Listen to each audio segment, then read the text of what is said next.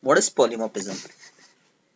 Polymorphism is nothing but having many forms. In programming, polymorphism means same function name but different signatures being used for different types. Now assume a person has n number of behaviors. For example, a person is one, but his behavior changes according to office, according to friends, according to home. Yeah, so that is about polymorphism. The same will be implemented in the programming language.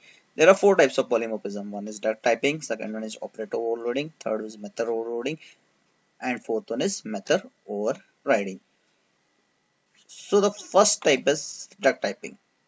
So already you work with polymorphism in Java and other programming concept, but here we have a new concept, that is duck typing. This term comes from saying if it walks like a duck, it quacks like a duck, and swims, then it is a duck. Now assume a duck. What are the features of a duck? Duck will walk like a duck, walk, then quack, and then swim. Let it be any bird. If all the three features have been fulfilled, that is, it can walk, it can quack, and it can swim, then we call it as a duck. Duck typing is a concept related to dynamic typing, where the type of for type or the class of object is less important than the methods it defines. When you use duck typing, you do not have to type at all types at all. Instead of, you can check from the presence of a given method to the attribute. Okay, duck typing is nothing but here we are having option that is we can tell that it walks like a duck, it quacks like a duck, and it swims like a duck, right? So in the example, you come to know what exactly it is. So we'll start here. So we'll go to my PyCharm ideal itself.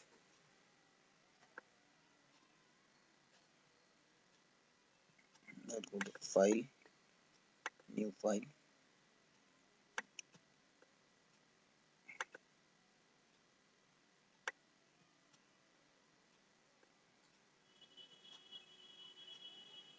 Okay.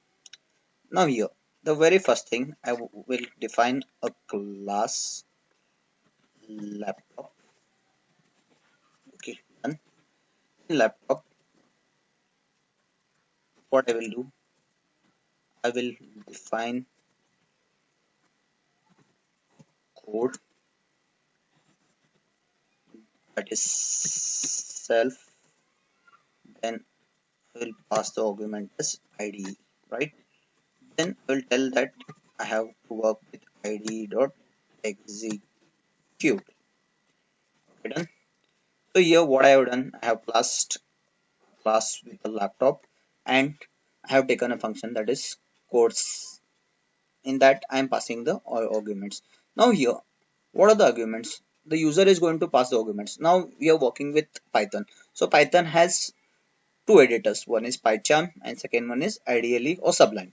So the very first thing what I will do, I will say it as class PyCharm and with these two options. Plus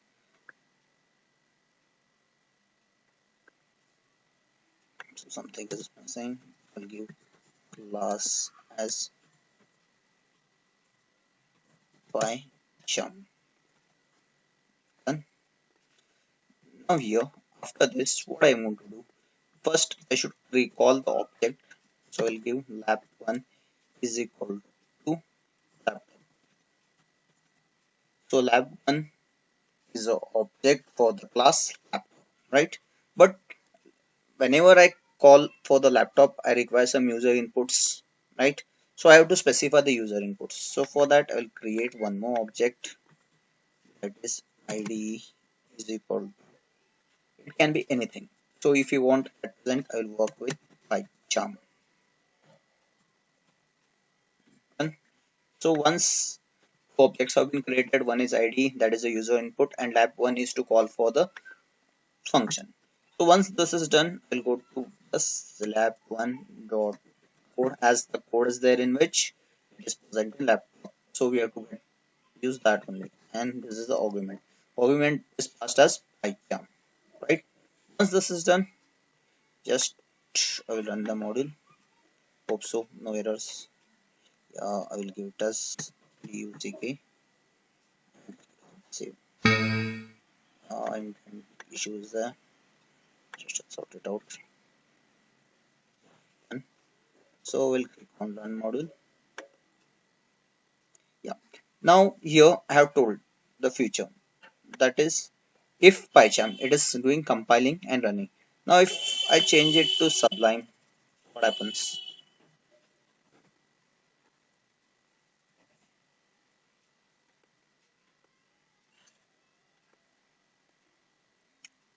I got both the options. In duck typing, here it doesn't depend on the objects. It depends on what it is. Now here in both the functions we have execute functions, right? Least bothered about objects. When I call for IDE, the user inputs the IDE. In all the class execute method is there. Whenever I call that, the execute method will work. So this is about your duck typing. The second option is operator overloading. So Python operators works on for built-in classes also, but the same operator behaves differently with different types. For example, the plus operator will perform automatic addition on two numbers, merge two lists, and concatenate two strings. This feature in Python that allows the same operator to have different meaning according to the context is called operator overloading. So I'll go to the example over here. Now assume if I use 2 plus 3, what the result I am getting? I am getting it as 5, because here both the value numbers are integer. So plus is doing what? It is doing addition of two numbers. The same way, if I give my plus data,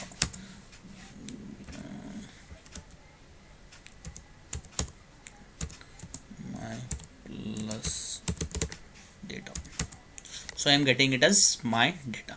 So here what happens? Here operators are doing different options. If it's addition, it is if it's integer, it's adding two numbers.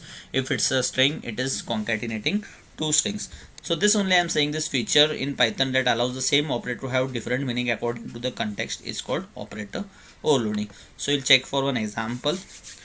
Now here just open this, just remove this. Now what I am telling, I want to do, I want to define a class with name student.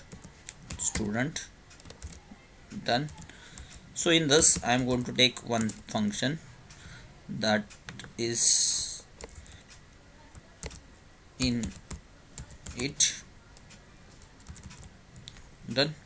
So I am passing two arguments, that is self is there, and one argument is m1 and second argument is m2. Then I am initializing it to self dot m1 is equal to m1, self dot m2 is equal to m2. So this is done. Now what I will do, I will give s1 is equal to student. I'll pass two values, that is 24 and 35. Done. Then I will say s2 is equal to student and the value is 30 comma 35. So here initialization is over, two objects have been created.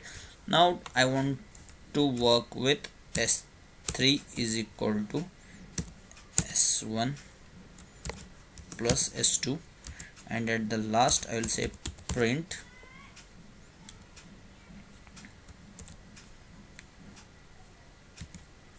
s3 dot m1. Done. So here I have created two objects and I am adding that two objects, and at the last I am printing the values. So I'll just go to this and I'll say run module. Now once here it is telling that unsupported operator type for plus student and student. So students are the objects. Here I can't add two objects. So s1 is an object and s2 is an object.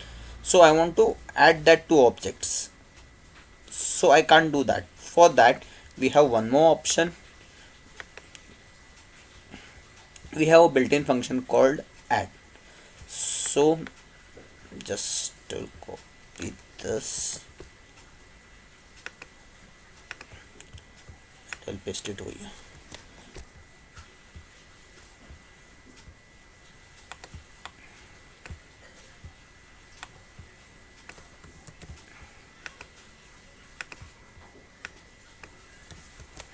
So here the student initialization is over. Till now here worked. Now here I am using def add self dot other. So what is self? Self is nothing but s1 and other is s2. So s1 is the object, we call it as self, and other is s2 is the object, we call it as other, right? So parameters are passed. S1 parameter is passed by self and other s2 parameters are passed with others. So here we are using a built-in function that is add. We can go for def this add, then self and others. So m1 is equal to self dot m1, other is then plus other dot m1. m2 is equal to self dot m2 plus other dot m2. s3 is equal to student m1 and m2. Return s3. s1 object is passed, s2 object is passed, s3 is also created. So s3 is created over here, and here we are initializing student m1 and m2, and at the last I am printing m1 m2. Just check what result I should get here. Seeing the result, you can come to know what exactly it will do. Yeah, the first thing, it will take s1 is equal to student 24 comma 35. So it is passed. So self dot m1 value is 24 and self dot m2 value is 35. Same way, this m1 plus other m1, that is 24 plus 30, is calculated and it is getting stored in m1. And in the second option, what it is doing, 35 and 35 it is getting, and it is storing in m2. The student m1 comma m2, we have passed the arguments, and in return we are getting s3. So s3 is equal to s1 plus s2. So here we are telling you are working with two objects, and these two objects are m1 are having the two features. One is the options, that is m1 and m2. Done. This is done. So this is about your operator overriding. So we have one more example. Just explain this. Deaf student. We'll work with one more example on operator overloading. So what is the example? Here we are going to find the greater values in the object. So we have two objects, one is s1 and second one is s2. So we have passed the arguments, that is 24 and 34 for the first, and for second 30 and 35. So initialization is over. Here I want to work with one more function. I will use greater than. Okay, then here I will say self, and I will pass other. Okay, here we are passing two arguments. So what are the two arguments? Sorry, it's not class, it is a function definition. Okay, here you are passing two arguments, that is self and others. So what is self? First I will do that. R1 is equal to self dot m1 plus self dot m2. Done. And second is r2 is equal to self, not self, here you're working with other dot m1 plus other dot m2. Now here this is an object with values 24 and 35. This is an object with 30 and 35. This much is over. So after this, what I want to do is which is greater, if r1 is greater than r2, what it should do, it should say return true, else return false. So it will take self dot m1, that is 24 plus 35. It will be stored in r1, and it will take 30, 35, and it will get stored in r2. Then it will check r1 and r2. At present 24 plus 35, what will be the result? And this r2, both the values are there. It will check. If the condition is fulfilled, it will show return true, else it will show return false. Now this much is over. Now what is the next part I am going to do? Now here I should tell if. Now how I will come to know that s1 is calling or s2 is calling? The first what value you are taking, that is s1. S1 is calling s2. So s1 is self and s2 is other. If I make it as s2, then s2 is self and s1 is other. So at present I will say s1 s2. So s1 is nothing but the parameters passed as self, and s2 are the parameters passed as others. So if this is done, print. What it should print?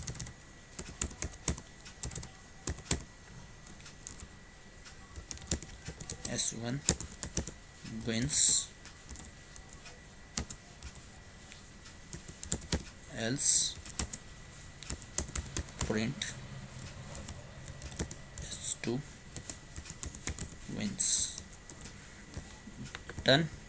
Just I'll run the program. s2 wins. If I change the value, so here I'll make it as 54, and now if I check, so s1 wins. We got a greater than function is used. Two values, first object ka m1 and m2 is stored in r1, second values are stored in r2. Then it is checking for r1 and r2. If first the condition is fulfilled, then it is true or false. Then the same way you are calling s1 and s2. Here if s1 wins or s2 wins, depending on the conditions.